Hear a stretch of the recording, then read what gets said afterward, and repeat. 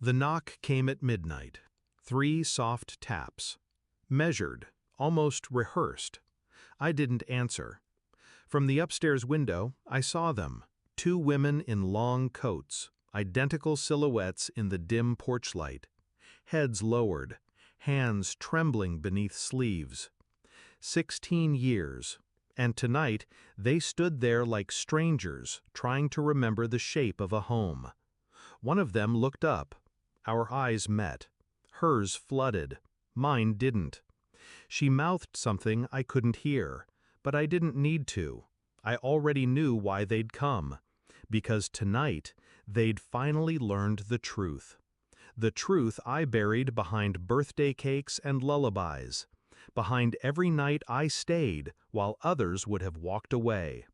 The truth I never wanted them to know, but made sure they would. Their father died wrapped around a tree with his mistress still gasping in the passenger seat. She didn't even bleed out before the headlines hit. High-profile attorney killed in crash. Leaves behind grieving wife and twin daughters. Grieving? I laughed when I read it. Silent, cold.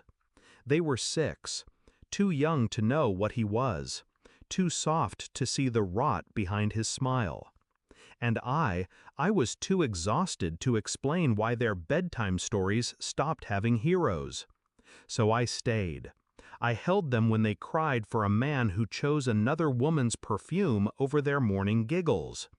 I tucked them in while his mistress was lowered beside him in a cemetery I never stepped foot in. I gave them everything. My name, my inheritance, my damn life. And in return, they gave me blind trust. Until they didn't. It started subtle. A strange photo on their shared Instagram. A necklace I didn't recognize resting on Clara's collarbone. A cryptic caption. Truth always finds its way home. I asked nothing. I just watched. Watched their phone calls grow secretive. Watched them visit his mother's grave.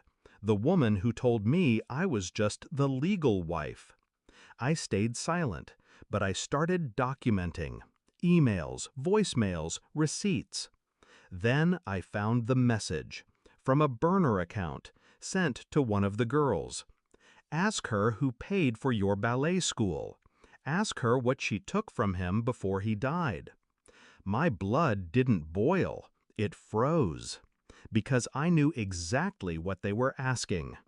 6 months before the crash, I found the will.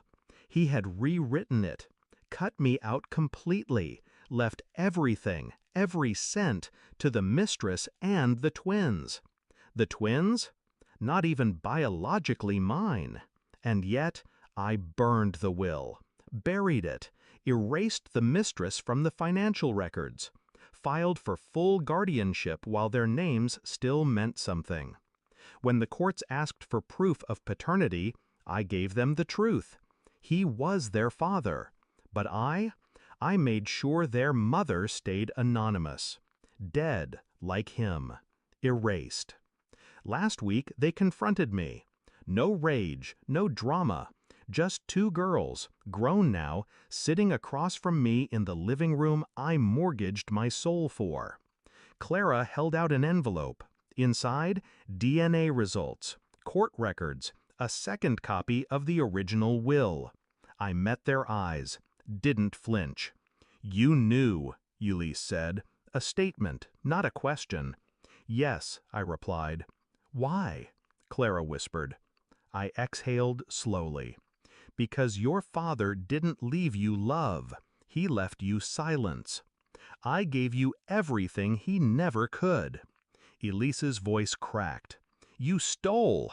I saved, I said calmly. You wouldn't be here if I hadn't.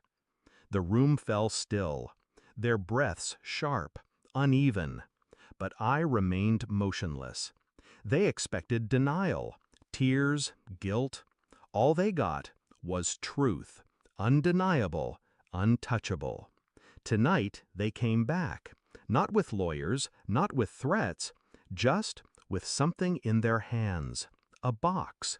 Inside, Old drawings, Mother's Day cards with my name on them, photos from school plays, letters I didn't know they kept.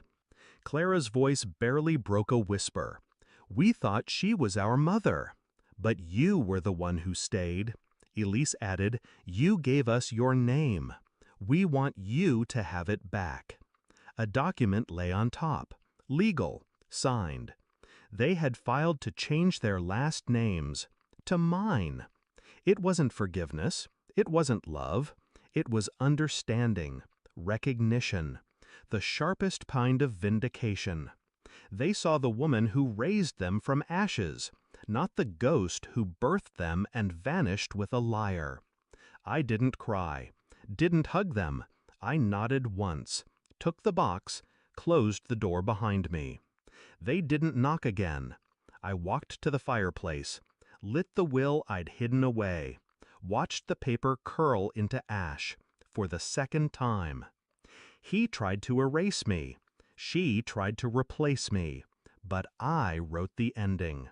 And when the flames died, I wasn't holding anger anymore, just quiet and control. 16 years ago, I chose not to leave. Tonight, they chose to stay. And for the first time in decades, I didn't feel like the woman left behind. I felt like the one they returned to, like the name I gave them was finally mine again.